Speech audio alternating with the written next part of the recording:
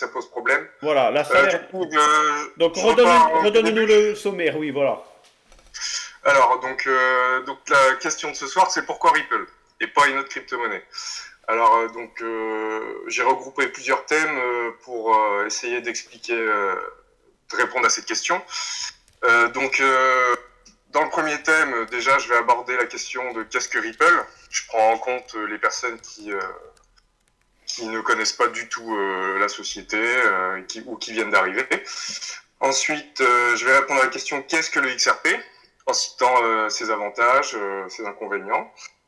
Ensuite, je vais faire un petit comparatif avec la performance du XRP comparée à la performance du Bitcoin. Bitcoin qui est quand même la monnaie mère. Ensuite, je vous ai fait un petit tableau des avantages et des inconvénients de Ripple pour se rendre compte vraiment, de la différence quoi entre ses avantages et ses inconvénients. Ensuite, je vous expliquerai de mon point de vue qu'est-ce qui cause les hausses et les baisses actuellement. Suite à ça, je vous expliquerai ma théorie donc de à quel moment Ripple va atteindre son apogée, enfin le XRP va atteindre son apogée, pourquoi, etc. Ensuite, je vais répondre à quelques questions fréquentes que j'ai pu observer dans le chat que par le biais de calcul, je pourrais plus ou moins expliquer, et que ça serait du concret. Et puis finir sur la conclusion, et puis après ça devrait être bon. Voilà. Allez, parfait, tu peux démarrer. Ok. Donc, qu'est-ce que Ripple? Donc on va partir vraiment du début. Donc c'est une entreprise qui a été créée en 2012, qui à la base n'était pas prévue d'être dans le secteur des crypto-monnaies. Le rôle de Ripple, en fait, c'est un protocole de paiement et d'envoi de fonds, RBTR, donc système de règlement brut en temps réel. L'objectif de Ripple, c'est de ne pas avoir besoin d'une passerelle ou d'un fournisseur de liquidité pour faire des transactions monétaires. La crypto-monnaie, donc le XRP de Ripple est quand même troisième sur la capitalisation boursière sur 4800 crypto-monnaies.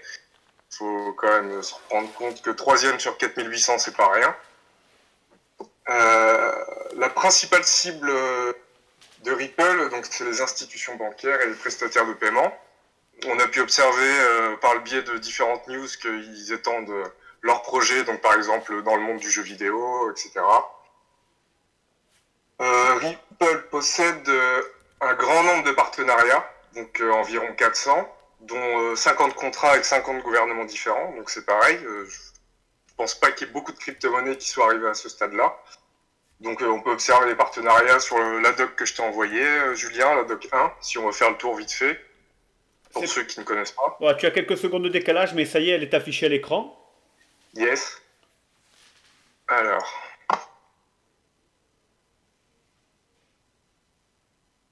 donc voilà, on peut observer qu'il y a quand même de grosses entreprises qui travaillent avec Ripple, donc comme MoneyGram, Bank of England, SBI, SEB, etc., etc. Donc je pense que c'est quand même une des crypto-monnaies qui a cet avantage-là, qui a fait quand même un parcours qui est assez incroyable, parce que je pense que ça demande quand même beaucoup de travail d'en arriver là. Donc voilà, en gros Ripple, voilà, j'ai fait un peu le tour. Je vais pas dans les détails parce que sinon ça va prendre des années. Donc ensuite, deuxième thème, qu'est-ce que le XRP? Donc le XRP, c'est le jeton natif de Ripple. Donc il en existe 100 milliards, pas de disponibles parce qu'on sait qu'il y a l'escroc qui en retient 50%, mais en tout il y en a 100 milliards. Ripple possède 6,7 milliards de jetons. Alors contrairement à ce qu'on peut croire, l'escroc n'est pas la propriété de Ripple au sens propre du terme. Mais je reviendrai dessus un peu plus.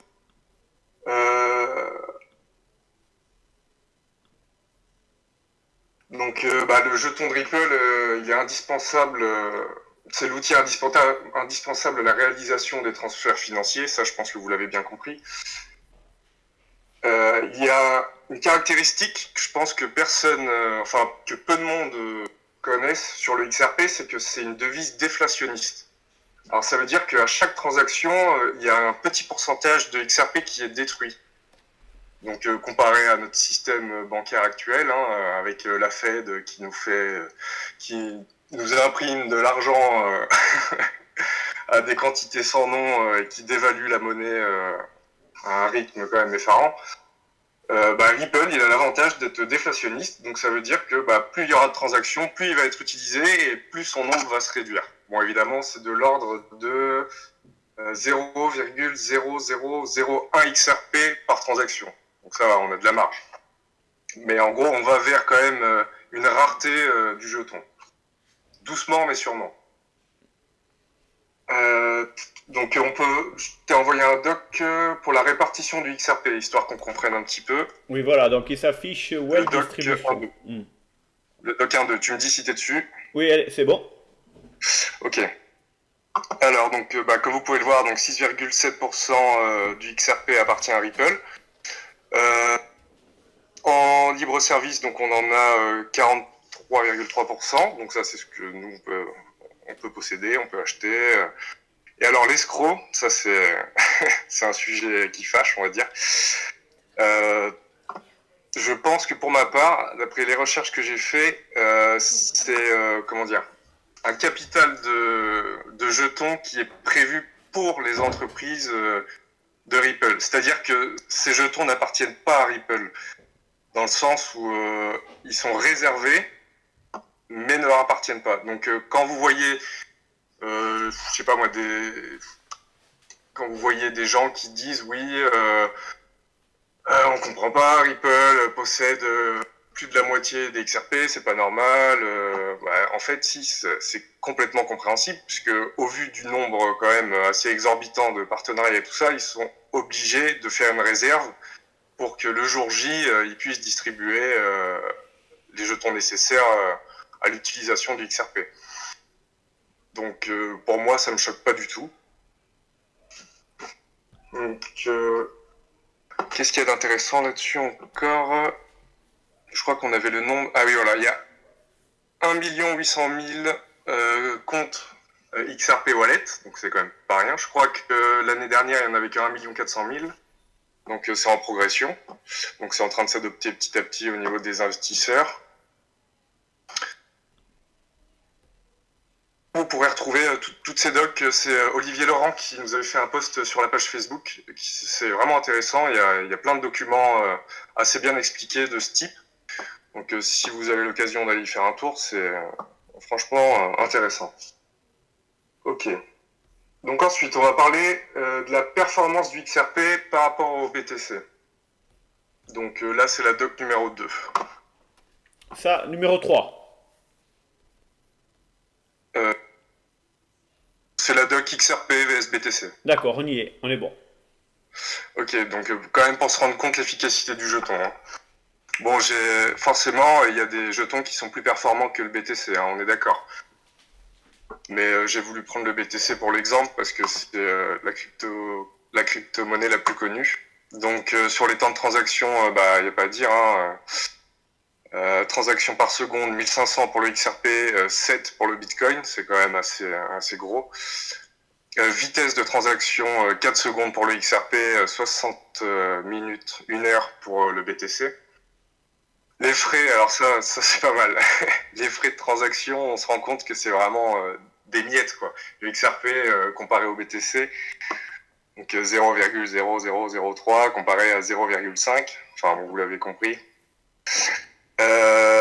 Il y a un endroit qui m'a... Ah, attendez. Voilà. Decentralized Exchange. Donc là, vous voyez que dans ce tableau, il considère que le Bitcoin n'est pas décentralisé.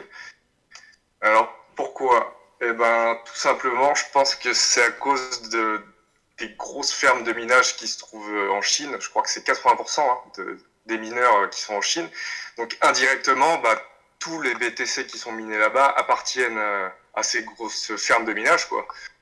Donc, je pense que c'est pour ça. Reprenez-moi si vous trouvez qu'il y a une autre raison ou pas, mais du coup, ils ne le considèrent pas comme décentralisé. Donc, alors que le Ripple, oui. Enfin, le XRP, oui. Il faut savoir que dès que le XRP est jeté dans l'écosystème, il n'appartient pas à Ripple, il appartient vraiment à personne. Enfin, il appartient à ceux qui l'utilisent, mais sinon, ils n'appartiennent pas à Ripple. Donc, par contre, oui, vous voyez que le XRP ne peut pas se miner parce qu'ils ont été tous débloqués. Qui du coup l'avantage écologiquement parce que mine de rien des fermes de minage ça consomme en énergie. On peut le voir au milieu des deux tableaux, le XRP c'est à 0,01 TW contre 73,12 TW le BTC. C'est quand même assez énorme et vu que quand même on penche sur tout ce qui est écologique, consommation, tout ça, bah on va dire que le XRP tombe plutôt bien quoi. Donc encore un avantage au XRP qu'on peut pas dénier, on va dire. Ok. Ensuite, on va faire les avantages et les inconvénients. Donc, je vous ai fait un petit tableau sur Photoshop. J'ai essayé de regrouper tous les avantages et les inconvénients. Si j'en ai oublié, si vous pouvez intervenir dans le chat et puis me corriger. Hein, je suis pas non plus pas de perfection. Hein. Tu peux ouvrir le tableau, Julien? Oui, c'est bon, il est affiché. Donc, on va commencer par les inconvénients. Donc, alors, 50% du XRP bloqué dans l'escroc. Donc, je vous ai à peu près expliqué la raison, je pense, est la plus crédible, la plus logique. Le fait qu'ils aient réservé un nombre d'XRP pour le démarrage des entreprises. Parce qu'actuellement, ils utilisent RippleNet et RippleNet n'a pas besoin de XRP pour fonctionner. De nombreux procès. Alors, ça c'est pareil, c'est un sujet assez sensible. De nombreux procès, oui. Alors, quelle grosse entreprise n'a pas de procès? Je pense pas que ce soit vraiment un frein dans l'évolution de Ripple, parce que Ripple a tellement accumulé de billes de son côté que ça devient tellement la solution évidente que je pense pas que les procès soient vraiment un frein, sauf s'il y a eu vraiment une grosse arnaque, mais je ne pense pas. Hein. Si Ripple a 400 partenaires, dont 50 gouvernements de son côté, je pense qu'il y a quand même... c'est quand même une entreprise qui est fiable et je pense que les nombreux procès, c'est souvent dû aux gens qui essaient de chercher la petite bête et puis essaient de mettre leur petit grain de sel dans toute cette histoire. Troisième inconvénient, RippleNet, donc fonctionne sans XRP.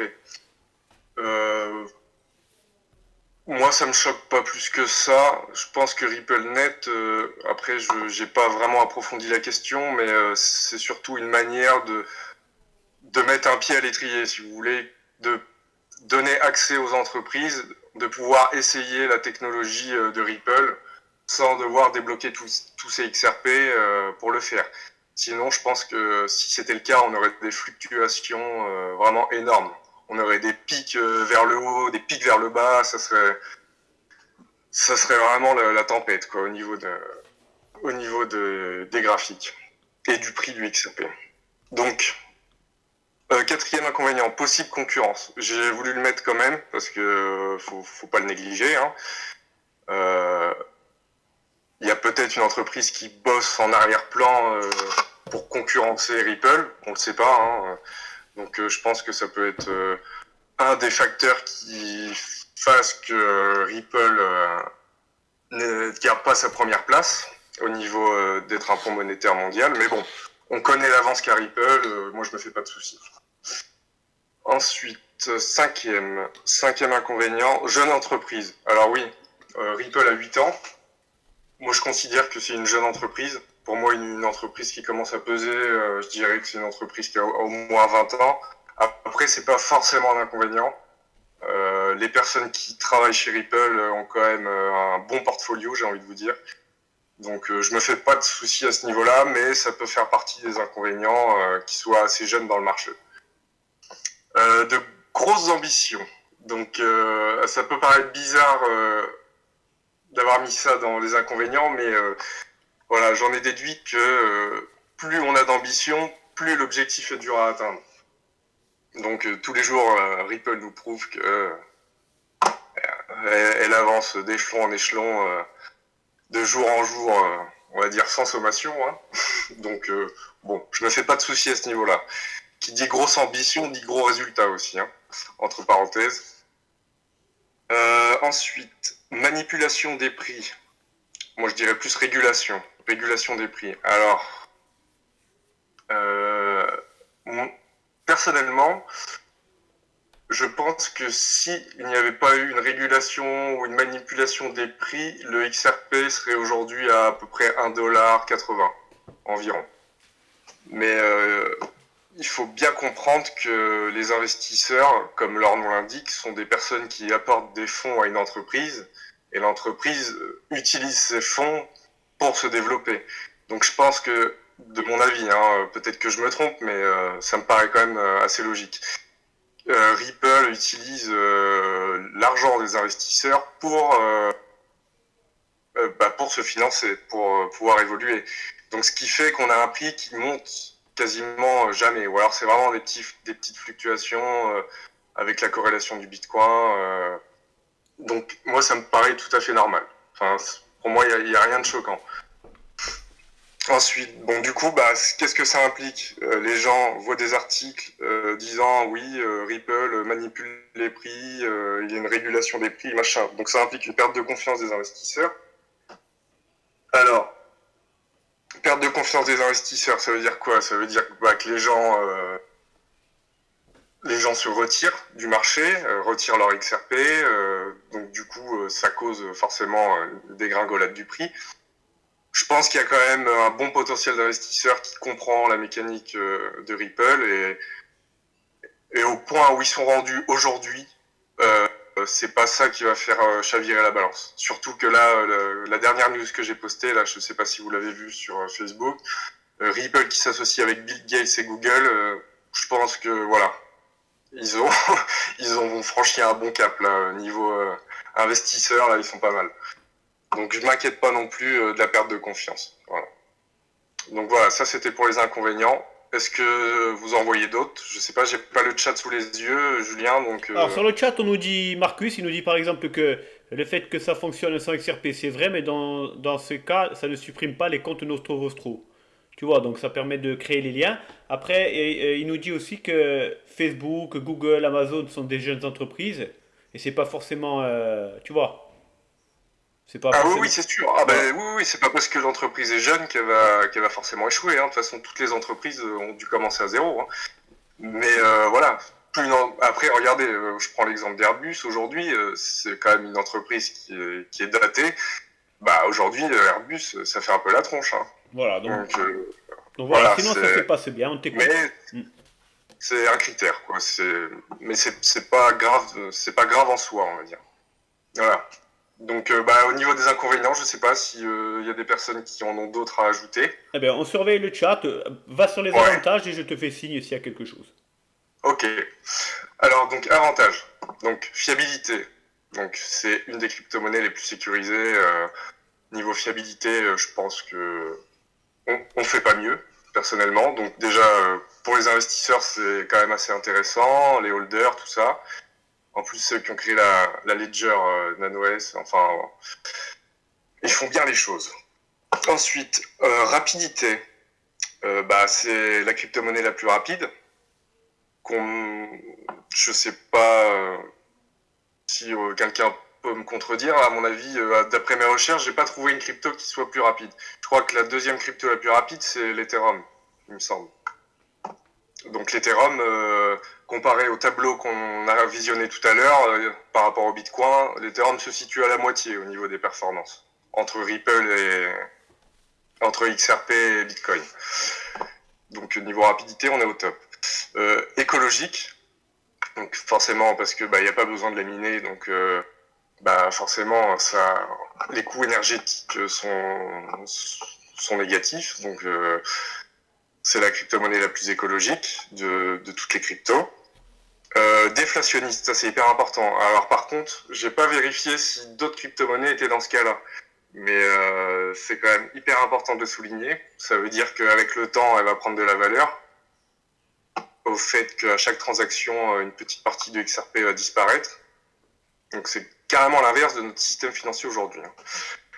Une grande liquidité, donc oui, donc du fait de ces 100 milliards de jetons qui sont justifiés, je pense, parce que si elle se veut être un pont monétaire, il va falloir quand même un sacré nombre de jetons pour pouvoir assumer qui toutes les quantités qui circulent dans le monde, quoi, interfrontaliers. Les frais de transaction sont quasi nuls. Ça, c'est pareil, ça, c'est un avantage énorme. Parce que sur une année, quand vous avez cumulé tous vos frais de transaction, ça peut représenter une somme pour une entreprise. Donc, je pense que c'est quand même un point vachement important.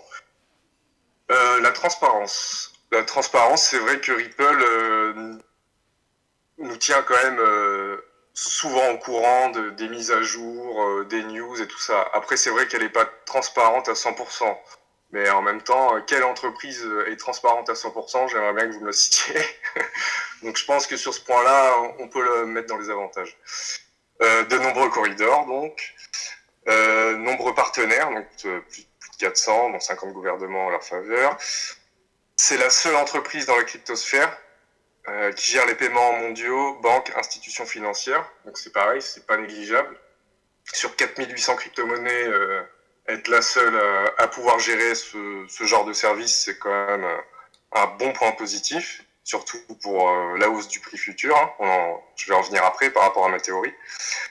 Ripple, donc c'est la seule entreprise qui possède, dans le monde des crypto-monnaies, qui possède donc 6 bureaux, dont 350 employés. Donc il y a quand même des gens derrière tout ça qui travaillent, qui s'assurent au bon fonctionnement de l'entreprise. Donc je pense que ça c'est pareil, c'est un point fort. Et puis moment idéal pour l'adoption, forcément, avec la crise du coronavirus, tout ce qu'on entend aujourd'hui, j'ai envie de dire, c'est une grande porte ouverte vis-à-vis de Ripple, quoi. Par exemple, là, ce midi, j'ai craqué, j'ai dit allez, je vais aller me faire un petit domac. Je suis allé au Drive et puis il y avait une petite pancarte qui mettait on refuse tout paiement en espèces et en ticket resto. Seuls les paiements en carte bleue et par téléphone sont acceptés. Déjà, on comprend l'évolution qui est en train d'arriver, quoi. Donc déjà l'argent liquide, je pense qu'on va pouvoir faire une croix dessus d'ici quelques années. Donc j'ai envie de dire que Ripple est dans le bon créneau, quoi. Donc si j'ai oublié des avantages, n'hésitez pas à le dire dans le chat. Donc je surveille le chat au cas où. Juste pour info, le halving vient d'avoir lieu. Ah, Oui. bon, on viendra dessus après justement. Allez, parfait.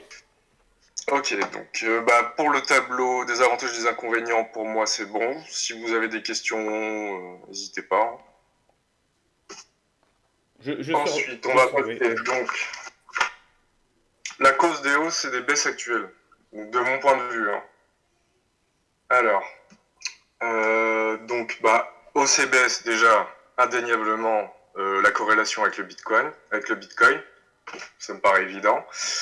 Ensuite, les investisseurs, les baleines, eux, donc les premiers responsables, enfin les deuxièmes responsables de la hausse et de la baisse de Ripple. Et puis la vente de jetons par Ripple pour se financer. Donc voilà, pour moi c'est les trois facteurs principaux de la hausse et de la baisse du XRP. Donc quand les gens ne comprennent pas pourquoi avec des super news on n'a pas une montée en flèche du XRP, c'est tout simplement parce que on va dire que la machine n'est pas encore lancée et que les seules fluctuations qu'il y a, c'est par rapport aux trois phénomènes que je viens de vous citer. Voilà. Donc, on va passer sur ma théorie. Donc pour moi, il y a même deux théories. Donc, je vais commencer par la première. Pour avoir une hausse du prix comme on l'attend, donc la hausse, le moon, le bull run, il faudra, à mon avis, que tous les XRP soient délivrés à toutes les entreprises pour pouvoir atteindre un niveau de stabilité max. C'est-à-dire que déjà, il faut que cette crypto-monnaie ait une grosse valeur. Donc, quand je dis grosse valeur, je parle de centaines d'euros, maximum milliers d'euros, mais on verra, j'ai fait un calcul, pour qu'il arrive à 1000 euros, il en faudra quand même. Pourquoi? Parce que pour les transactions, il va falloir moins de jetons. Donc qui dit moins de jetons dit meilleure stabilité. Ensuite, la stabilisation est hyper importante parce que si vous prenez un entrepreneur américain qui passe une commande à un entrepreneur chinois, on va dire pour 1 million d'euros de marchandises, si au moment où l'entrepreneur américain fait son virement et que l'entrepreneur chinois reçoit que 980 000 euros suite à une fluctuation du jeton XRP, il va pas être content. Il en a vendu pour 1 million, il en reçoit 980 000, c'est pas possible. Donc si Ripple veut être un pont monétaire, il est obligé d'avoir une stabilité, une parfaite stabilité. Hein. Parfaite, ça n'existe pas, mais de l'ordre de 0,001%. Quoi. Donc c'est pour ça que je pense que le prix n'évolue pas en fonction des news. C'est-à-dire que c'est une sauvegarde en fait. À chaque fois qu'elle acquiert une entreprise, ils ont sûrement un contrat en interne qui fait que voilà, donc à cette période-là, je vous délivrerai tant de XRP, donc qui seront pris dans l'escroc, machin. Et je pense que tous ces contrats, c'est écrit dans tous les contrats que Ripple a avec les entreprises, et qu'en fait, le jour où le feu vert va arriver, on va avoir une bougie verte tellement forte que même la tour de Dubaï à côté, c'est une tente Quechua. Hein. Donc je pense que voilà, on aura vraiment une hausse d'un seul coup. Donc ça, c'est ma première théorie. Deuxième théorie, c'est qu'il stabilise le XRP, mais par palier. C'est-à-dire que Ripple va donner des feux verts à certaines entreprises, et du coup va devoir faire monter le prix par palier, tout en la stabilisant. Je pense que c'est un peu plus complexe que la première théorie. C'est pour ça que j'ai un peu de doute sur celle-là. Donc dans l'esprit, ça serait par exemple faire péter le prix à 150 $. Bim, on maintient la stabilité du prix. Les entreprises qui sont dans le game peuvent commencer à faire leurs transactions interfrontalières, etc. Ensuite, quand plusieurs autres entreprises seront prêtes à se lancer dans le mouvement, hop, deuxième stabilisation du prix après livraison des XRP de l'escroc aux entreprises. Donc, par exemple, PIM, il explose à 300 $, bim, stabilisation, etc., etc. Voilà, pour moi, c'est les deux solutions possibles. Après, je me trompe peut-être, mais après toutes les recherches que j'ai faites, je pense que quand même c'est la solution la plus logique.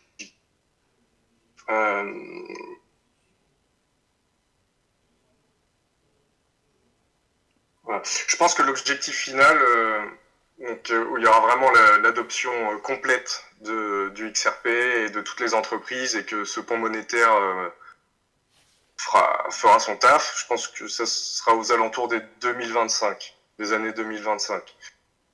Je me suis basé sur ça par rapport aussi à Brad Garlinghouse qui l'a dit lui-même que l'apogée de son entreprise devrait atteindre devrait être à son apogée dans les années 2025. Donc bon, ça fait quand même un peu de temps, hein, on est en 2020. Après, quand il a cité ça, c'était avant la crise. Avant la crise du coronavirus. Donc bon, peut-être que les choses vont s'accélérer, je sais pas. Bon, il avait dit que le on-demand liquidity, il obtiendrait 1 milliard de volume avant la fin de l'année. On y est déjà arrivé. Ouais, voilà. Oui, ça c'était pas mal aussi comme info. Oui. Ouais. On a 8 mois d'avance. Au début de l'année 2020, donc c'est pour ça. Ouais. 2025, c'était le projet initial. Moi, mon sentiment, je pense que c'est plus 2021. Fin 2021, ça va vraiment exploser. Donc voilà. Donc si la théorie des paliers s'avère juste, on le verra au fur et à mesure. Sinon, on aura une grosse hausse d'un coup en 2021, peut-être 2022. Après, c'est de la spéculation. Hein. On bosse pas, je bosse pas dans leur entreprise, donc je peux pas non plus trop m'avancer sur un sujet. Mais il y a des choses qu'on ne sait pas. Oui. Voilà, c'est encore un petit peu flou, quoi. Donc voilà, donc je sais pas ce que vous pensez de cette théorie, de grandes bougies vertes au lancement de l'adoption complète. Je sais pas, dans les commentaires. C'est que j'ai pas les commentaires sous les Ouais, les yeux. commentaires, bah, ils te demandaient notamment, Olivier, tu penses combien d'années pour que vraiment il y ait le feu vert de ta théorie, là? Ouais, Donc tu penses bah, fin 2021-2022? ouais, bah, au fait de la situation actuelle, de la crise du coronavirus et tout s'est accéléré. Donc 2021-2022, c'est fort probable. 2025, c'est une évidence parce que ça fait partie de leur projet. C'est-à-dire qu'ils avaient prévu en 2025 Ouais. d'arriver à l'apogée de leur entreprise. Donc, Après, sauf que ça, ils l'ont annoncé avant la crise. il y a Willy Lotto qui nous dit ils ont peut-être donné une échéance en 2025 pour pouvoir la faire avant, plutôt que de faire l'inverse, de dire 2021 et la faire après, tu vois. Oui, Oui, tu vois, oui, c'est sûr. Ouais. ouais, juste pour la communication, quoi. Oui, et puis oui, c'est clair, après, dans les contrats qu'ils ont signés avec Ripple, enfin, toutes les entreprises qui ont signé des contrats, peut-être que cette date existe, et le problème, c'est que je sais pas vraiment comment ça fonctionne, mais est-ce qu'ils peuvent revenir sur les contrats qu'ils ont fait, si ils peuvent obtenir de l'avance sur leur projet. Hmm. Je pense pas qu'ils se tournent les pouces pendant 4 ans, ça m'étonnerait quand même. Donc je pense que s'ils ont la possibilité de faire l'adoption complète avant 2025, ils vont pas se priver, de mon point de vue. D'accord. Voilà. Donc voilà pour les théories. Je réfléchis, est-ce que j'ai pas autre chose à te dire au niveau des théories Je pense que j'ai fait le tour. Au pire, ça va me revenir au fil du temps. Les questions fréquentes. Alors, donc souvent dans le chat, j'ai observé des questions. Je commence par la première. Alors, à combien le XRP peut-il monter? Ça, c'est la question fâcheuse. Il y Oui. en a qui disent 10 dollars, il y en a qui disent 100 dollars, il y en a qui disent 1000 dollars, il y en a qui disent 2000 dollars. Alors, j'ai essayé de vous répondre à cette question le plus concrètement possible, enfin le plus logiquement possible. Donc j'ai fait une petite recherche. Donc si Ripple devient un pont monétaire mondial, j'ai regardé dans les années précédentes le flux d'argent mondial, donc les transactions d'argent au niveau du globe, s'élèvent à peu près à 80 trillions de dollars, donc 80 000 milliards. Donc l'équation elle est simple, hein. Il suffit de diviser ce flux d'argent par le nombre de XRP, donc par 100 milliards. Donc c'est pas juste sur le fait où il n'y a pas non plus 100 milliards de XRP qui... Enfin, il y a des investisseurs qui en possèdent, Ripple en possède un peu, enfin voilà, donc c'est pas 100 milliards tout pile, hein, mais pour le calcul, j'ai pris 100 milliards. Donc ça nous fera un XRP à 800 dollars. Voilà, le calcul est simple, hein.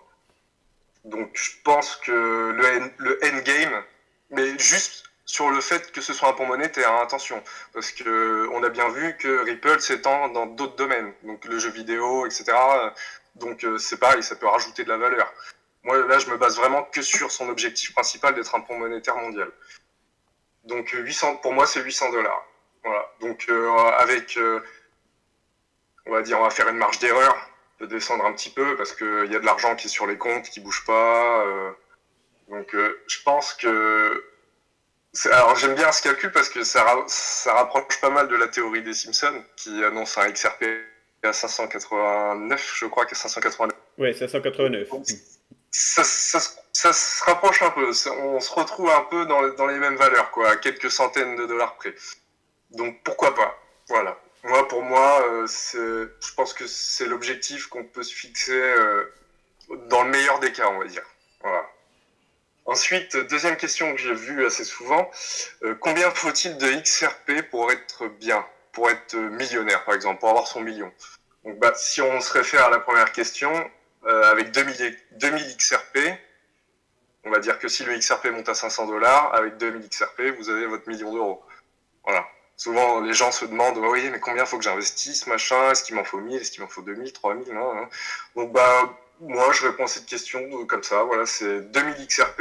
Avec 2000 XRP, vous pouvez taper le million. Voilà. Sur le long terme, hein, je parle, hein, pas demain. Ouais, 2000 XRP aujourd'hui c'est 400 euros. 400 euros, voilà. C'est ça. 400 euros d'investissement. Si vous êtes patient et que vous holdez et que voilà, vous n'avez pas non plus envie de prendre trop de risques ou vous n'avez pas forcément assez d'argent pour les mettre de côté, pour investir, etc. Je pense que 2000 XRP, c'est un bon objectif, quoi. Après, c'est pareil, hein, 1000 XRP, si on suit ma théorie, 1000 XRP, ça fait quand même 500 000 dollars. Quand il sera en endgame, c'est pas négligeable non plus. Donc voilà, ça se situerait dans ces eaux-là, si ça peut répondre à la question de certains. Voilà, il y a Marcus qui nous dit que ton calcul il n'est pas très juste parce que le XRP peut être utilisé des centaines de fois par jour. Oui, dans le sens où pour qu'ils montent à 800 dollars, il faudrait qu'ils soient tous en activité en même temps. Ouais, ça c'est. Donc c'est pour ça, d'où justement ma théorie de la stabilisation. C'est-à-dire qu'ils vont être obligés de faire monter le prix à son maximum et de le stabiliser justement pour éviter les hausses et les baisses pendant les transactions. Donc je sais pas comment ça va fonctionner, hein, mais Ouais, c'est ton avis. ils sont obligés de toute façon, ils sont obligés d'arriver à un point précis. Sinon, ils vont pas pouvoir faire leur taf d'être un pont monétaire. Hmm. Donc, je sais pas comment ils vont le fixer, mais par rapport au flux monétaire mondial, au flux de transactions mondiales, le plus logique paraîtrait 800 dollars. Je me suis référé vraiment au flux, quoi. Donc après, comment ils vont faire, ça, je peux pas vous le dire. Hein, j'ai pas fait d'études non plus là-dedans. Hein. Moi, c'est par rapport à mes recherches, à mon ressenti. Donc ouais, c'est pas une question, on va dire, ça éclaire pas non plus des masses, mais ça fait un ordre d'idée, on va dire. D'accord. Voilà. Euh, ok, donc en conclusion, donc je pense que investir dans l'XRP sur le long terme, c'est un très bon investissement parce que c'est une entreprise solide avec un énorme potentiel. Donc, comparé un certain nombre de crypto-monnaies qui ne sont pas le cas, je pense que c'est quand même une crypto-monnaie qui se démarque des autres. Euh, le fait que ce soit un futur pont monétaire mondial, forcément, ça implique une hausse exorbitante par rapport à son prix initial de 20 centimes actuel. Euh, et puis là, actuellement, comme je viens de vous dire, un XRP à 20 centimes, je pense que c'est l'occasion rêvée de pouvoir faire son bag et de profiter des bienfaits que cette entreprise pourra nous procurer à l'avenir, quoi. Donc en gros, je pense que ça fait partie des meilleurs investissements de crypto-monnaie à notre jour. D'accord. Voilà. Je sais pas ce que vous en pensez. Enfin, moi, en ayant fait toutes ces conclusions, On est bien en barré. fait, en recherche et tout ça, je me rends compte, parce que j'ai quand même essayé de regarder à gauche, à droite, et c'est énorme ce qu'ils ont fait. Enfin, j'aimerais bien qu'on me cite une crypto-monnaie qui ait fait un dixième de ce que Ripple a fait. Juste un dixième, hein, je demande pas. Je crois pas que ça existe. Hein. Je me trompe peut-être. Hein, après, je suis pas infaillible, hein, mais Toi, tu es juste comme ça pour info, tu es dans la crypto depuis combien de temps? Combien de temps? alors je me suis mis dans la crypto il y a 2 ans. D'accord? Parce que en fait, je tenais un serveur privé d'un jeu en ligne et il y avait un joueur qui m'a demandé est-ce que je peux faire des dons en Bitcoin. Alors bah, je me dis Bitcoin c'est quoi? Donc du coup, je suis allé me renseigner, machin. Je me suis un peu rendu compte de ce que c'était. J'ai compris qu'on pouvait en miner pour gagner des récompenses. Alors bah, de ce fait, j'ai commencé à commander mes cartes graphiques. Je me suis fabriqué un rig de minage. Enfin, c'était une super expérience. Franchement, je me suis vachement éclaté à faire ça. Mhm. Et après, je me suis très vite dirigé vers le trading en me disant oui, c'est bon, je pense que ça peut le faire, je le sens bien, je vais gérer les bougies, les plus hauts, les plus bas, machin. Je vous cache pas que j'ai perdu vachement d'argent, comme tout le monde, Oui, comme tout le monde. avant, Avant de se lancer dans le trading, on se sent surpuissant et puis on se dit oh bah c'est simple, il suffit d'aller au plus haut, plus bas, faut attendre une bougie rouge, une bougie verte. Non, non, non, ça marche pas comme ça. Donc du coup ça m'avait un peu refroidi. J'ai fait une petite pause, j'ai laissé tomber les cryptos et là ça va faire 6 mois à peu près que je me suis remis un peu dedans. Et ton Euh, choix s'est dirigé vers le XRP. ben ouais, j'avais déjà un peu connaissance du XRP. Et puis, le fait que ce soit une monnaie qui soit quand même assez importante et forte, mais avec une valeur assez faible, c'est la première chose qui m'a attiré. Sans connaître les fondamentaux, je me suis dit, bon, c'est une crypto, elle est troisième en capitalisation boursière, il y a une entreprise derrière, ça a l'air sérieux, elle est encore à 30 centimes, non, elle était à 17 centimes quand je l'ai vue, là, quand je suis revenu dans le monde des cryptos.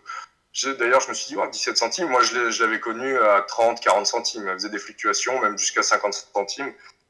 Du coup, je me suis dit, ah, bah, c'est peut-être l'occasion rêvée. Donc, je me suis dit, là, cette fois-ci, je veux pas faire de trading, je vais me faire un petit wallet, je vais holder, et puis, bah, je vais aller recueillir quelques informations par-ci par-là sur l'entreprise, histoire de parfaire un peu ma connaissance. Et puis, de fil en aiguille, bah, je suis tombé sur ta chaîne, Julien. Hmm. J'ai vu qu'il y avait vachement de vidéos, donc j'ai commencé à toutes les regarder une par une. Et plus je regardais les vidéos, plus je me disais, putain, faut que je grossisse mon bag. Eh Je oui, sens que ça va on plus est sur la dans pas bonne voie. longtemps. Eh oui. Donc, du coup, voilà. Et bah, je me suis dit, tiens, bah, je vais me lancer dans le XRP, à essayer de décortiquer les moindres détails, toutes les petites news qui peuvent sortir. Sur YouTube, je suis toutes les vidéos qui sortent dans les heures. Vidéos anglaises, il y en a vachement. Bon, après, c'est sûr qu'il faut faire un tri, hein. Oui, oui. Hmm. Mais voilà, et puis plus j'avançais là-dedans, plus j'avançais dans le XRP, dans Ripple, plus je me suis rendu compte du potentiel énorme. Et en fait, ce qui s'est passé, je parle par rapport aux gens qui ont perdu confiance, c'est que bah, souvent, les gens qui ont perdu confiance, c'est des personnes qui ont investi dans le XRP quand il était assez plus haut, ou même quand il était à 50 centimes, et le fait qu'il soit descendu aussi bas, sans avoir vraiment de hausse distinctive, on va dire, ça les a découragés, quoi. Parce que en fait, les gens, au bout d'un moment, c'est leurs sentiments qui prennent le dessus et ils ont l'impression de se faire arnaquer parce que déjà, ils ont perdu plus de la moitié de leur investissement, ça monte pas. Bon, il y a des news. Après, ils voient des news du style oui, Ripple manipule les prix, le cofondateur vend ses XRP petit à petit, tous les jours. Et en fait, c'est un mélange de tout ça qui a fait une perte de confiance au niveau des investisseurs. Sauf que le problème, c'est que les gens, ils regardent pas plus loin que le prix en général. Souvent, les personnes qui perdent espoir, et qui s'en vont à perte même des fois, ils font pas attention à tous les à côté en fait, au vrai objectif de l'entreprise et à ce que l'entreprise peut apporter dans le futur. Parce que la vision de long terme, souvent, pour les investisseurs, les gens qui viennent dans ce monde, c'est souvent des gens qui n'ont pas forcément des fortunes à dépenser et tout ça, et ils ont envie que voilà, ils posent un billet et que le billet, bah, il donne des fruits tout de suite, quoi. Et plus le temps passe, plus leur investissement baisse, forcément, ça laisse un mauvais sentiment. Donc je pense qu'il faut relativiser tout ça, faire les pour, les contre, là, comme j'ai fait, les avantages, les inconvénients, et puis voilà, et puis tenir la barre, et des bonnes nouvelles, on en a tous les jours. Moi, je dirais que sur 10 bonnes nouvelles, on en a une mauvaise, et puis la mauvaise, on peut la contredire facilement. Et souvent, on pense que c'est une mauvaise nouvelle, mais non, c'est juste qu'on a mal compris le sens de cette news. Je prends l'exemple d'une news qu'on a eue il n'y a pas longtemps, qui disait que XRP, dans le futur, on pourra faire 0% de profit dessus. Et là, les gens se sont dit, oh, ça veut dire quoi? Ça veut dire que le Ripple va tomber à zéro, il va plus rapporter d'argent. Hein, hein. Et non, en fait, ce qu'il voulait dire, c'est tout con. C'est que une fois stabilisé et qu'il pourra accomplir son travail de pont monétaire mondial, c'est même plus la peine d'imaginer faire des profits dessus. Donc voilà, en gros, c'est ça qu'elle voulait dire la news. Mais les gens l'ont interprété au premier sens, sans trop réfléchir. Du coup, bah voilà, ça fait des histoires. Alors, dis-nous un peu, ce halving, est-ce que tu sais ce que ça veut dire et surtout, Alors, euh, le halving, donc, quelle influence? déjà, comme le nom l'indique, halve en anglais, ça veut dire réduction de moitié, halving. Donc, c'est la réduction de l'offre et des récompenses des blocs de Bitcoin par deux. Donc, c'est hyper intéressant dans le sens où le halving, si l'offre est divisée par deux, tout en sachant que au jour d'aujourd'hui, la demande est en croissance, au fait de la crise, que les gens ont de moins en moins confiance dans notre système monétaire actuel à cause de la Fed qui fournissent de l'argent à gogo, qui va faire perdre de la valeur à la monnaie, au dollar, à l'euro, hein, comme ce qui s'est passé en Grèce, au Venezuela, en Italie, ils sont pas loin. Et ben, il y aura forcément plus de demandes. Le halving, lui, il réduit l'offre, il divise l'offre par deux. Donc l'équation est simple, hein. Hausse des demandes, baisse de l'offre, automatiquement hausse des prix. On peut pas le contredire. Donc forcément, le halving a son petit effet, hein, comme vous avez pu le voir dans les deux précédents halvings, il y a une baisse. Alors ça, je pourrais pas vous expliquer pourquoi. Peut-être parce que les mineurs débranchent leur machine, parce que c'est plus rentable, puisque ceux qui sont acquis ne bougent pas. Alors, je sais pas si dans le chat quelqu'un a une explication de pourquoi il y a une petite baisse ou une baisse après chaque halving. Je sais pas si dans le chat. Non, apparemment, on te demande juste, bon, ouais, vente des mineurs. Ils disent qu'il y a une vente des mineurs pour Goldorak. Donc, ils pensent qu'après le halving, il y a une vente des mineurs.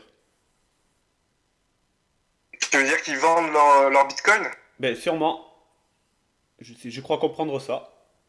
D'accord. Enfin, Alors pour quel but?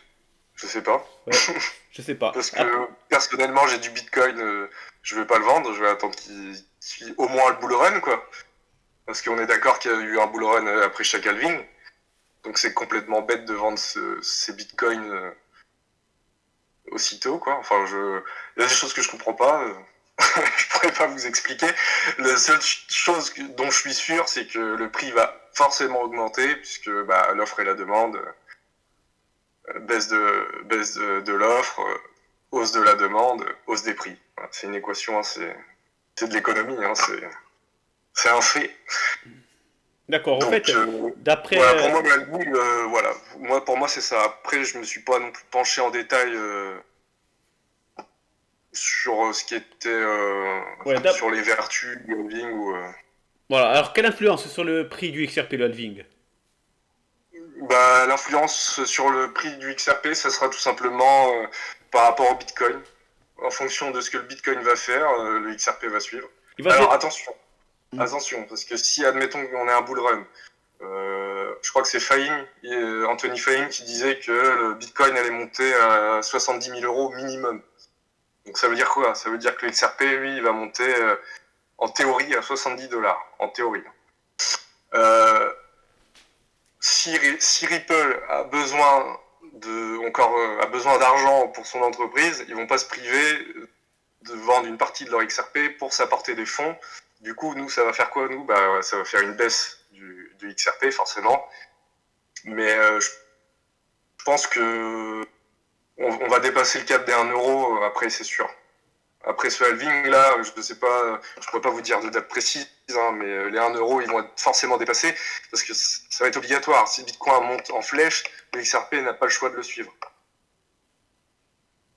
Et D'accord. d'ailleurs, toutes les autres cryptos. Eh oui, oui, Et, c'est le XRP qui aspire tout le monde.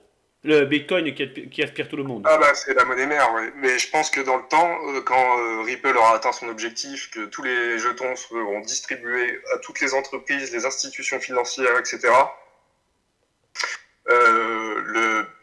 forcément, le XRP ne sera plus corrélé au Bitcoin. Il aura son indépendance. Mais là, pour l'instant, il surfe sur la vague du Bitcoin gentiment. Il fait sa petite vie, on va dire. Il suit le Bitcoin. Donc, hausse du Bitcoin, hausse du XRP. C'est automatique. Parfait, parfait. Écoute, on va s'arrêter là, ça fait 1 heure que ça tourne. On va après Ouais. il y en a beaucoup qui regardent le replay et ça va faire lourd après. En tout cas, je pense que tu Ouais. as fait le tour, à moins que tu veuilles revenir sur autre chose. Bah écoute, il me semble avoir fait le tour de tout. Il y a juste une question qui revient. Quelle est ta formation? Ma formation. Est-ce qu'elle est, elle est liée au Bitcoin? Après, tu n'es pas obligé de répondre, mais est-ce qu'elle est liée à la monnaie, au trade, j'en sais rien. Alors moi j'ai aucune formation, enfin je me suis formé tout seul, on va dire, depuis ces 2 années que je suis les crypto-monnaies. Je me renseigne vachement, je suis quelques cours d'un économiste qui s'appelle Cambadge. Je crois Cambadge, c'est super intéressant ce qu'il raconte d'ailleurs. Je te mettrai le lien, Julien, Oui. quand je le trouve. Si tu veux, je le trouve maintenant. Ah non, c'est Tammy Cambadge. C'est hyper intéressant. Il sort pas mal de vidéos qui expliquent un peu qui est en train de nous arriver actuellement avec la crise, la Fed qui nous envoie de l'argent à crever, quelle tournure ça peut prendre. Il fait des comparaisons par rapport au crash de 2008, les subprimes. Il fait une comparaison par rapport à au crash économique de 1929 à 1932. Attends, je te mets un lien. Mais le sur... Je trouve que c'est un bon complément de suivre l'économie en parallèle de la crypto, parce que souvent ça va ensemble, quoi. D'accord, donne-nous le lien sur Discord et je le mets sur Ouais, YouTube. Tu peux pas les mettre directement. tac. Et donc cette personne est vachement intéressante. On va le, Vous allez en apprendre beaucoup, vous allez comprendre beaucoup de choses, et il explique bien, simplement. Et... hop, voilà. J'ai mis sur le chat. Excusez-moi, il avait lancé la vidéo. Ah, ah ouais, merde, je croyais que j'avais mis la Non, c'est page. moi, ouais. Donc non, j'ai pas forcément de formation, mais je me forme tout seul sur le tas. Après, c'est vrai que du coup, je me rends compte que dans ma jeunesse, j'aurais bien aimé faire des cours d'économie, enfin apprendre tout ce milieu-là, mais bon, à l'époque de mes études, on va dire que j'étais pas trop dans ce délire-là, donc Bon, il me bon, semble que tu n'es pas souvent, trop vieux non c'est quand plus. on est âgé qu'on se rend compte des choses. Et... Tu n'es pas trop vieux non plus, tu es toujours à temps.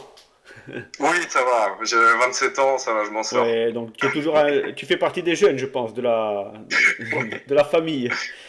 Oui, Voilà, voilà. Écoute, on va se laisser sur ça. Comme je te dis, ça fait 1 heure qu'on tourne. On laisse un peu pour le replay. oui, Voilà, voilà. Ben, j'ai vu pas mal de commentaires positifs passer. Euh, ouais. voilà, il y a Willy Lotto qui nous a dit que pour le prix. Alors, j'ai vu passer, il nous expliquait. Tu as une société, tu as des bénéfices et un coût que tu dois amortir tous les jours. Imagine que tu dois payer ton infrastructure, ton électricité et que cela est payé par tes gains en BTC. Maintenant, imagine que ton gain est divisé par 2 et que par contre, ce que tu dois reste, ben, tu vends en masse. Donc tu as compris, au fait, lui, Ah oui, voilà. voilà, il pense que c'est pour ça Ouais. qu'à la suite du halving, il y a tout qui plonge. Et après, ça repart. D'accord, oui, c'est une très bonne théorie, j'adhère complètement. D'accord, ben impeccable. Ben, moi, j'ai appris pas mal d'infos, pas mal de choses. Comme on disait tout à l'heure, c'est bien même de repartir au début parce que, par exemple, les pour et les contre, je les avais jamais quantifiés, si tu veux, comme ça, avec un tableau ou quoi, tu vois. Et je pense Oui, il y en a beaucoup qui sont dans ce cas-là. Après, il y a des nouveaux, il y a des plus anciens, mais je vois que Marcus a suivi du début à la fin. Marcus, c'est quelqu'un qui est dedans depuis quelques temps, qui est calé, et pourtant, tu vois, il prend du plaisir à rester sur ce genre de vidéo. Donc, ça intéresse toujours. Moi, mon live avec toi m'a plu. Donc, oui, bah, moi aussi, ça m'a fait plaisir. voilà, on recommencera, on en refera d'autres, je pense. Tu vois, faudra trouver d'autres Oui, sujets. C'est pour ça qu'on va en garder un peu. ouais. Voilà. Ouais, je pensais pas que ça faisait 1 heure déjà. Et On oui, voit pas le temps passer hein, quand on parle. ah oui, oui, et puis ça, je sais pas, mais tu verras comme ça pompe de l'énergie. Quand tu vas couper, tu vas être lessivé, tu vas voir. Ouais. Voilà, voilà. Alors je te dis merci. Eh ben, merci à toi, Julien. Merci à tout le monde d'avoir écouté. Et puis, bah, une prochaine fois, hein, j'espère. Voilà, ben, merci beaucoup. Je t'envoie un message tout à l'heure. Là, je raccroche avec toi, je raccroche le chat dans la foulée. D'accord. Bon, bah, bonne Merci. soirée. Bonne Bravo, soirée à tous. bravo et merci. Félicitations pour ton live. Merci. Ciao. Voilà, voilà. Alors, bravo à notre ami Lyrics Johnson. Moi, j'étais très très content. Je ne sais pas ce que vous en avez pensé. Si vous avez des choses à dire, je lui passerai le message. Voilà, sinon je lis un petit peu. Merci à l'Erix, merci Julien, excellent live. Ouais, les pouces bleus, comme nous dit Marcus. Merci. C'est vrai, c'est très instructif d'entendre plusieurs points de vue pour Yardanka.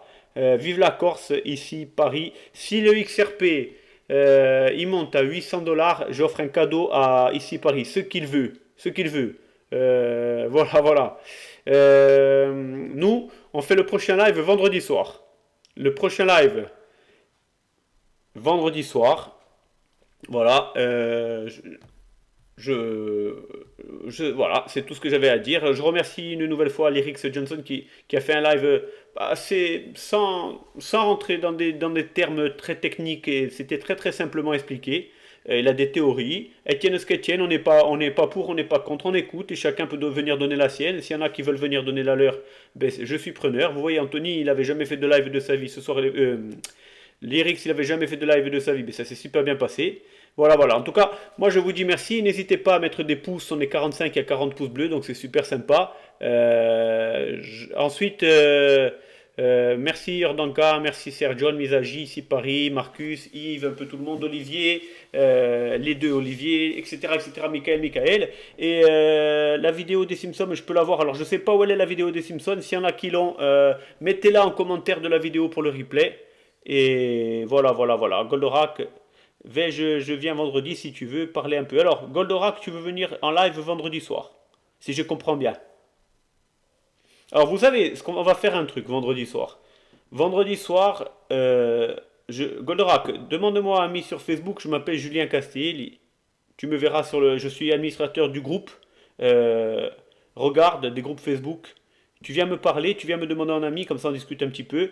Et on essaie de faire un petit truc, on essaie de voir. Si on peut pas, je ferai une revue d'actualité. On fait un petit point ensemble d'abord, parce que cette semaine j'ai déjà fait un live, peut-être pas deux d'un coup, parce qu'il y a quand même l'actualité qui continue. Donc on voit. Ou on le fait vendredi ensemble, ou on le fait la semaine prochaine, et vendredi je fais de l'actualité. Enfin, on verra. Donc moi je vous dis merci beaucoup, merci d'avoir été aussi nombreux. Apparemment la vidéo des Simpsons selon Willy Lotto elle est sur Facebook, sur YouTube. En tout cas s'il y a quelqu'un qui la trouve mettez-la en commentaire. Plus j'ai de commentaires sur mes vidéos, mieux on est répertorié sur YouTube. Et mieux on est répertorié sur YouTube et plus on est de fous sur les lives. Donc moi je vous dis merci à tous, merci pour votre présence. Merci encore à Lyrix Johnson qui a fait vraiment un live très simplement expliqué et très bien. Et voilà, et je vous dis à vendredi soir, 21 h. Ciao, ciao les amis. Saison 31, épisode 13 des Simpsons pour Lyrix Johnson qui te donne. Voilà, donc écoutez la saison 31, épisode 13 des Simpsons. Je vais essayer de la trouver, comme ça je vous la donne. Euh, Saison 31, épisode 13, Simpson. Hop là. Épisode. Voilà, je te donne le lien, comme ça tu l'auras. Hop. Pour la théorie des 589. Voilà, je mets le lien. Merci Lyrix Anthony encore une fois. Et merci à tous. Bonne soirée les amis. Et